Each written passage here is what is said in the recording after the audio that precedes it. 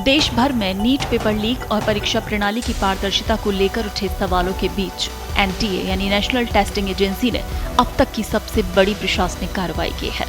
केंद्रीय शिक्षा मंत्रालय के निर्देश पर एजेंसी ने 47 अधिकारियों और कर्मचारियों की सेवाएं समाप्त कर दी।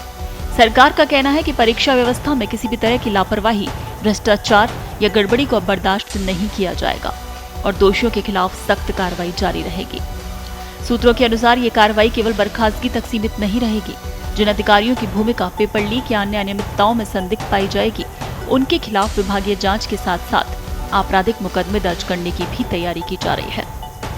शिक्षा मंत्रालय का स्पष्ट संदेश है कि लाखों छात्रों के भविष्य से खिलवाड़ करने वालों को किसी भी कीमत पर राहत नहीं मिलेगी। बताया जा रहा है एनटीए के पुनर्गठन की पूरी योजना तैयार कर ली गई है। सरकार अगले 1 महीने के भीतर एजेंसी के प्रशासनिक ढांचे, कार्यप्रणाली और जिम्मेदारियों में व्यापक बदलाव करने जा रही है। इसका उद्देश्य है परीक्षा प्रणाली को अधिक पारदर्शी, सुरक्षित और विश्वसनीय बनाना है, ताकि भविष्य में पेपर लीक जैसी घटनाओं की पुनरावृत्ति न हो। और इस दिशा में एनटीए ने अपने संस्थागत ढांचे को मजबूत करने के लिए 4 वरिष्ठ जनरल मैनेजर पदों पर भर्ती प्रक्रिया शुरू की है। ये नियुक्तियां 3 साल के कॉन्ट्रैक्ट पर होंगी। इन अधिकारियों को परीक्षा प्रबंधन, साइबर सुरक्षा, निगरानी व्यवस्था, शैक्षिक शोध और मूल्यांकन प्रणाली जैसे महत्वपूर्ण विभागों की जिम्मेदारी सौंपी जाएगी। इसके अलावा एजेंसी पहली बार यूपीएससी के प्रतिभा सेतु पोर्टल के माध्यम से 16 यंग प्रोफेशनल्स की नियुक्ति भी कर रही है। इन विशेषज्ञों का उद्देश्य परीक्षा संचालन में आधुनिक तकनीक, डेटा विश्लेषण और पारदर्शिता को बढ़ावा देना होगा। माना जा रहा है इससे एनटीए की संस्थागत क्षमता पहले की तुलना में अधिक मजबूत होगी। इन नई नियुक्तियों में जनरल मैनेजर और साइकोमेट्रिक जैसे पद भी शामिल हैं।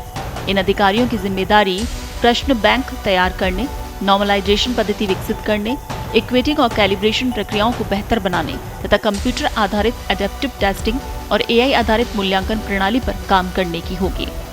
इससे भविष्य की परीक्षाओं को अधिक वैज्ञानिक, निष्पक्ष और तकनीकी रूप से सुरक्षित बनाने का प्रयास किया जाएगा। गौरतलब है कि प्रोफेसर के राधाकृष्णन की अध्यक्षता वाली हाई लेवल एक्सपर्ट कमेटी ने वर्ष 2024 में अपनी रिपोर्ट में एनटीए में व्यापक सुधारों की सिफारिश की थी। कमेटी ने सुझाव दिया था कि वर्ष 2025 से इन सुधारों को लागू किया जाए, लेकिन लंबे समय तक इन सिफारिशों पर अमल नहीं हो सका। अब नीट पेपर लीक विवाद के बाद सरकार ने उन्हीं सुझावों को लागू करने की दिशा में तेजी से कदम बढ़ाए हैं। केंद्र सरकार का मानना है कि राष्ट्रीय स्तर की प्रतियोगी परीक्षाओं की विश्वसनीयता बनाए रखना सर्वोच्च प्राथमिकता है। ऐसे में एनटीए में की जा रही कार्रवाई केवल जिम्मेदारी तय करने तक सीमित नहीं, बल्कि परीक्षा प्रणाली को पूरी तरह आधुनिक, पारदर्शी और सुरक्षित बनाने की व्यापक प्रक्रिया का हिस्सा है।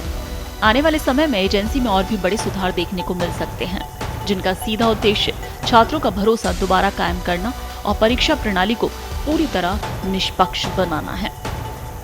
तो एनटीए की ये बड़ी प्रशासनिक कार्रवाई, जिसे अब तक की सबसे बड़ी कार्रवाई माना जा रहा है। देखेंगे कि इस कार्रवाई के बाद सीजेपी के इस टेस्ट पर क्या असर होता है।